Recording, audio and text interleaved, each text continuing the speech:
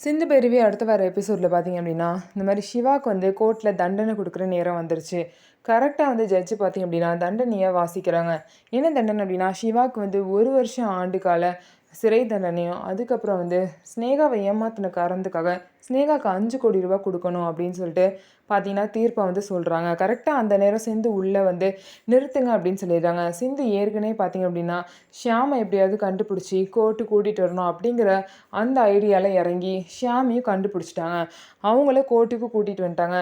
இவங்க 2 பேரும் தான் ஸ்னேகாவும், ஷியாமும் தான் ரொம்ப வருஷமா லவ் பண்ணியிருக்காங்க.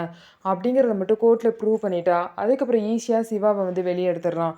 அப்படிங்கிற பிளான வச்சு தான் சிந்து வந்து ஷியாம கண்டுபிடிச்சு போராடி பார்த்தீங்க அப்படின்னா, கோர்ட்டுக்கு கூட்டிட்டு வந்துட்டாங்க. அதேமாரி ஸ்னேகா வந்து எனக்கு ஷியாம் யாருன்னே தெரியாது. அப்படி இப்படின்னு என்ன பொய் சொன்னாலும், என்ட்ட சாட்சி இருக்கு. அந்த ஷியாமே நேரடியா வந்து சாட்சி சொல்லுவான் அப்படின்னு சொல்லிட்டு, சிந்து போய் ஷியாம கூட்டிட்டு வராங்க. ஷியாமும் பார்த்தீங்க அப்படின்னா, நானும் ஸ்னேகாவும் ரொம்ப வருஷமா 7 வருஷம் கிட்ட லவ் பண்ணோம் அப்படிலாம் சொல்லி பார்த்தீங்க அப்படின்னா, உண்மைய வந்து சொல்லிடுறாங்க. இதனால சிவாவும் வந்து தப்பிக்க போறாரு.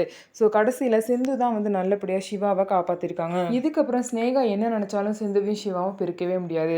ஸோ கோர்ட் வரைக்கும் போன கேஸ் வந்து இப்படி ஆனனால சிவாக்கு இனிமே எந்த பிரச்சனையும் வராது. ஸோ இதுக்கப்புறம் ஸ்னேகாவோட நிலைமை என்ன ஆக போகுது அப்படிங்கிறத வெயிட் பண்ணி பார்க்கலாம். ஸோ நம்ம வீடியோ உங்களுக்கு பிடிச்சிருந்தா நம்ம வீடியோவை லைக் பண்ணிக்கோங்க. மறக்காம நம்மளோட சேனலை சப்ஸ்கிரைப் பண்ணிட்டு பாருங்க.